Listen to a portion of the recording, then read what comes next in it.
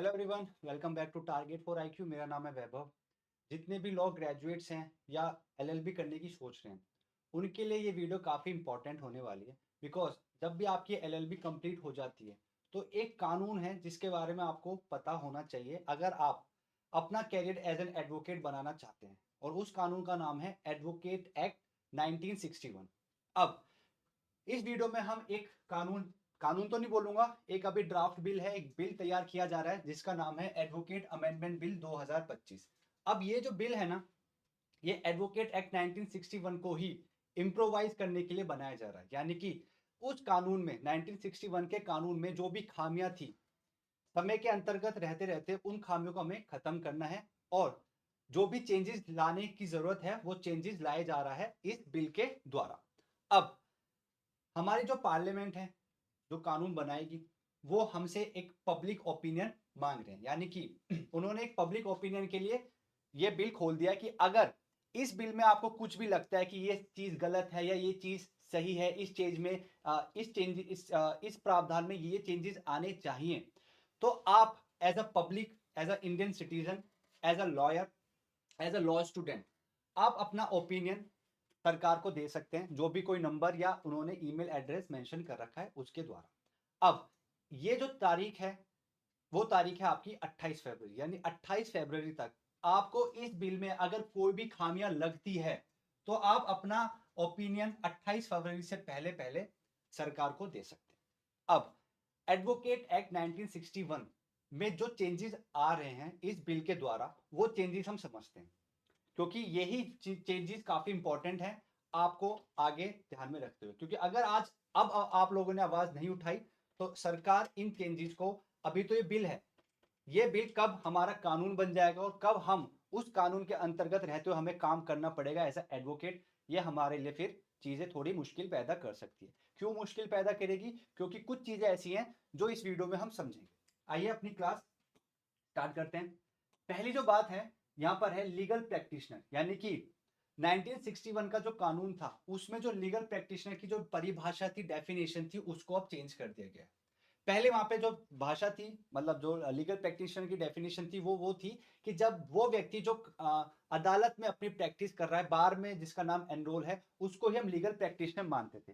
पर इस बिल के अंतर्गत वो व्यक्ति भी जो अपना अपना कैरियर कॉर्पोरेट लॉयर के तहत कर रहे हैं, यानी कि आप अब किसी कंपनी में लॉयर हैं तो भी अब आप लीगल प्रैक्टिशनर की तरह ही आपको देखा जाएगा। अगर आप किसी इन हाउस काउंसिल हैं, आप काउंसलिंग दे रहे हैं, तो भी आपको लीगल प्रैक्टिशनर की डेफिनेशन परिभाषा में माना जाएगा। ठीक, तो ये कुछ चेंजेस यहां पर किए गए हैं। यानी कि लीगल प्रैक्टिशनर की जो परिभाषा है, उसका जो स्कोप है वो वाइड कर दिया गया है, उसको बढ़ा दिया गया है। तो ये तो कहीं ना कहीं अच्छी बात है, इसमें तो हमें कोई शिकायत होनी नहीं चाहिए। पर अगर आपको है तो आप अपना ओपिनियन 28 फरवरी से पहले दे सकते हैं। दूसरा जो चेंज है वो दिया गया है यहाँ पे, वेरिफिकेशन ऑफ एडवोकेट्स क्रेडेंशियल्स। यानी कि अब आपको समय समय पर, कितने समय में, 5 साल के अंतर्गत रहते रहते आपको अपने वेरिफिकेशन करवाना पड़ेगा। आपका जो नाम है, आपकी जो डिग्री है, आपका जो क्रेडेंशियल्स है, आपके जो एनरोलमेंट है, वो सारे 5 साल के अंदर आपको चेंजेस बार बार कराने पड़ेंगे, जिससे कि ये पता चल सके कि हाँ वास्तव में एक वकील अपना काम हर, मतलब एक वकील कंटिन्यूटी में अपना एडवोकेसी कर रहा है। क्योंकि होता क्या है, आप एलएलबी करके पास आउट हुए, आपको लगा कि हाँ मुझे, मैं एडवोकेट हो गया हूँ, आपने एआईबी का एग्जाम दिया, आपने एनरोलमेंट कराया, नाम रजिस्टर करा दिया, उसके बाद आपको कुछ अता पता नहीं है, आप गायब हो गए, आपको लग रहा है कि हाँ मेरा नाम एनरोलमेंट लिस्ट में है, मैं एडवोकेट हूं। पर अब यहाँ पे जो चेंजेस लाए गए हैं वो ये लाए गए हैं, हर एक 5 साल में आपको दोबारा से वेरिफिकेशन करवाना पड़ेगा। ठीक, तो ये एक दूसरा चेंज है। इस चीज में भी आई गेस कोई प्रॉब्लम नहीं है जो एडवोकेसी फील्ड में जाना चाहते हैं। दूसरा जो चेंज है वो है women representation in bar council of India. यानी बीसीआई में अब महिलाओं की भी मेंबरशिप यहाँ पे काउंट कराई गई है। ठीक है, जो हमारी सरकार है वो महिलाओं के हित को भी ध्यान में रख रही है। जैसे पार्लियामेंट में भी उनकी कुछ परसेंट रिजर्वेशन बढ़ा दी गई थी, इवन सुप्रीम कोर्ट में भी उनकी कुछ रिजर्वेशन बढ़ा दी गई है। इसी प्रकार बीसीआई में भी अब वुमेन्स की रिप्रेजेंटेशन, यानी कि कुछ मेंबरशिप बढ़ा दी गई है। कितने मेंबर होनी चाहिए women? 2 women members in the bar council of India. ठीक, अब ये जो 2 महिलाएं होंगी जो मेंबर होंगी बीसीआई की, वो कौन होंगी? वो होंगी एमिनेंट फीमेल एडवोकेट्स। यानी कि वो फीमेल एडवोकेट जो काफी फेमस हैं, काफी चर्चित मतलब एमिनेंट है, काफी उनको नॉलेज है, ऐसी महिलाओं को हम, दो महिलाओं को हम बीसीआई की सदस्यता देंगे। ये इस बिल में बता दिया गया है। ये भी एक चेंज था। नेक्स्ट जो चेंज है वो है मैंडेटरी बार एसोसिएशन रजिस्टर, यानी कि अब आपको बार में अपना नाम मैंडेटरी रजिस्टर कराना पड़ेगा अगर आप लीगल प्रैक्टिशनर एडवोकेट बनना चाहते हैं। आइए पढ़ लेते हैं। नई धारा इसमें ऐड करी जाएगी, सेक्शन 33A, जो कि बात करता है जितने भी एडवोकेट्स हैं जो अदालत के सामने, ट्रिब्यूनल या किसी भी अथॉरिटी के सामने अपनी प्रैक्टिस करना चाहते हैं, उनको क्या करना है, उनको must register with a bar association where they primarily practice. यहाँ पे जिस एरिया में वो प्रैक्टिस करना चाहते हैं उस एरिया की जो भी बार है, जो भी बार एसोसिएशन है, उस बार एसोसिएशन में आपको अपना नाम रजिस्टर करना अनिवार्य है, मैंडेटरी है। In case of change in location or field of law, the advocate must notify the previous bar association within 30 days। अब देखिए काफी इंपॉर्टेंट बात बोली गई है। यहाँ पे बोला गया है कि अगर आप सपोज करो स्टार्टिंग में किसी एरिया में प्रैक्टिस कर रहे हो, वहां पे आपने अपने अपना बार एसोसिएशन में नाम रजिस्टर करा दिया, अब आपको किसी भी कारणवश उस एरिया को छोड़ के किसी और एरिया में जाके प्रैक्टिस स्टार्ट करनी है, ठीक। तो अब आपने जो वो एरिया छोड़ के दूसरे एरिया में आप गए हो, तो उस दूसरे एरिया में आपको अपना नाम रजिस्टर कराना पड़ेगा, पर जो पुराना बार एसोसिएशन में आपका नाम रजिस्टर्ड है वहां पे भी आपको 30 दिन के अंदर अंदर ये बताना पड़ेगा कि मैं अब इस बार से ट्रांसफर लेके दूसरे बार में अपना नाम एनरोल करा रहा हूं। तो ये ड्यूटी डाल दी गई है एडवोकेट के ऊपर कि 30 दिन के अंदर आपको पुरानी बार एसोसिएशन में जो आपका नाम रजिस्टर्ड है वहां से उनको इंफॉर्मेशन देनी होगी, तब जाके आपका नाम ट्रांसफर होगा, ठीक। चलिए, अब ban on court boycotts and strikes. अब ये एक ऐसा प्रावधान डाला गया है हमारे इस बिल में जो मुझे लगता है कि 110% इस पॉइंट पर काफी ऑब्जेक्शंस रेज किए जाएंगे। क्या बोला गया है, ये बोला गया है कि वो वकील जो भी कोर्ट में प्रैक्टिस कर रहे हैं उनके पास स्ट्राइक का यानी कि हड़ताल का कोई भी अधिकार नहीं है। क्यों नहीं है? बिकॉज यहाँ पे जो मंशा बताई गई है इस बिल में वो ये बताई गई है कि जिस प्रकार हम ये मानते हैं कि जस्टिस यानी कि न्याय हमारे पार्टीज को देना चाहिए, अगर हम हड़ताल पे ही बैठ जाएंगे तो उनको समय समय पे न्याय कौन देगा? बिकॉज ऐसा तो है नहीं कि खाली जज जज के माध्यम से ही न्याय मिल जाएगा। जब तक पार्टी को कोई एडवोकेट रिप्रेजेंट नहीं करेगा, अगर वो हड़ताल पे ही बैठा रहेगा, केस आगे नहीं बढ़ेगा, और जब केस ही आगे नहीं बढ़ेगा तो पार्टी को न्याय कैसे मिलेगा? तो इस चीज को ध्यान में रखते हुए सरकार ने क्या कहा है, सरकार ने बोल दिया है कि कोर्ट के अंदर बॉयकॉट या स्ट्राइक करना अब यहाँ पे किसी एडवोकेट का कोई भी किसी प्रकार से ये नहीं कर सकते। यानी कि अगर आपको स्ट्राइक करना है, हड़ताल करनी है, आपके पास एक दिन का अधिकार है, आप स्ट्राइक करो, अगले ही दिन आप अपनी पार्टी को रिप्रेजेंट करने अदालत में आओगे, ठीक। एक बार पढ़ लेते हैं यहाँ पे क्या लिखा है। A significant inclusion is section 35A which prohibits advocates and bar associations from calling for or participating in strikes or boycotts of court proceedings। यहाँ पे ये बोल दिया गया है ना तो कोई एडवोकेट ना ही कोई बार एसोसिएशन के मेंबर्स स्ट्राइक के लिए कोई भी कॉल नहीं कर सकते। होता क्या था, सपोज करो अगर किसी जज और वकील में तू मैमो हो जाती है, तो क्या होता है ज्यादातर कचहरी में, कचहरी की जो प्रेमाइसिस होती है वहां पे एक मीटिंग हो जाती है कि अब से हम इस अदालत में या इस जज की अदालत में हम अब कोई भी काम नहीं करेंगे जब तक हमारी मांगे पूरी नहीं होती। आमतौर पर ये हर कचहरी में ये सिनेरियो देखने को मिलता है। अब यही बात यहाँ पे बोल दी गई है कि ऐसा कोई भी काम नहीं किया जाएगा, राइट। उसके बाद बोला गया है any violation will be deemed professional misconduct attracting disciplinary action. यहाँ पे साफ साफ बोल देंगे अगर इसके बाद भी आप स्ट्राइक करते हो तो माना जाएगा आप प्रोफेशनल मिसकंडक्ट कर रहे हो और आपके खिलाफ एक डिसिप्लिनरी एक्शन ले लिया जाएगा। हाउएवर सिंबॉलिक और one day protest on professional administrative issues are permitted provided they do not disrupt court work. यहाँ पे बोला गया कि एक दिन की हड़ताल करने का अधिकार है, पर किस आधार पे, किस ग्राउंड पे?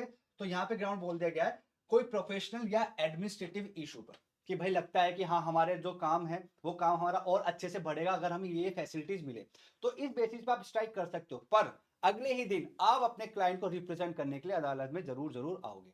तो देखा जाए इस पॉइंट पे काफी ऑब्जेक्शंस उठेंगे। यहाँ पे क्लियरली या इनडायरेक्टली मैं ये बोल सकता हूँ आपको एज एन एडवोकेट जो आपका अधिकार है स्ट्राइक का वो खत्म नहीं किया है, पर एट द सेम टाइम ये बोल दिया गया कि आपके इस स्ट्राइक की वजह से जो भी आपके क्लाइंट्स हैं उनको जस्टिस मिलने में डिले नहीं होनी चाहिए।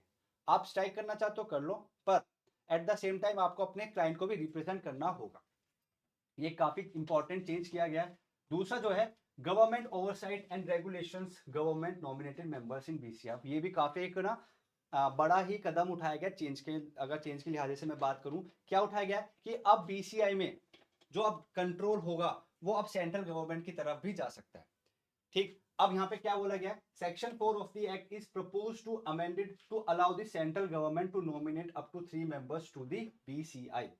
यानी कि बीसीआई में अब 3 मेंबर्स जो कि केंद्र सरकार चुनेगी, वो 3 मेंबर्स अब बीसीआई में भी बैठेंगे और बीसीआई पे अपना कंट्रोल करेंगे। कंट्रोल कैसे करेंगे, क्योंकि यहाँ पे लिखा गया है पावर टू इशू डायरेक्ट, यानी कि अगर लगता है केंद्र सरकार को कि बीसीआई को ये कदम उठाना चाहिए, इस तरीके से काम करना चाहिए, तो वो जो 3 मेंबर्स हैं जो केंद्र सरकार द्वारा नियुक्त किए गए थे बीसीआई में, वो 3 मेंबर्स अब बीसीआई पे अपना कंट्रोल कर सकते हैं। कंट्रोल भी कैसा, डायरेक्शन देंगे कि आपको काम अपना इस तरीके से करना चाहिए या इस तरीके से नहीं करना चाहिए। तो ये भी एक इंपॉर्टेंट चेंज लाया गया है इस बिल के द्वारा। तो देखते हैं इस बिल में, इस चेंज में कितना प्रभाव होगा, क्या इस चेंज को ये जो चेंज लाया गया है क्या इसको हटाया जाएगा या नहीं, ये हमें कुछ आने वाले समय में ही पता चलेगा।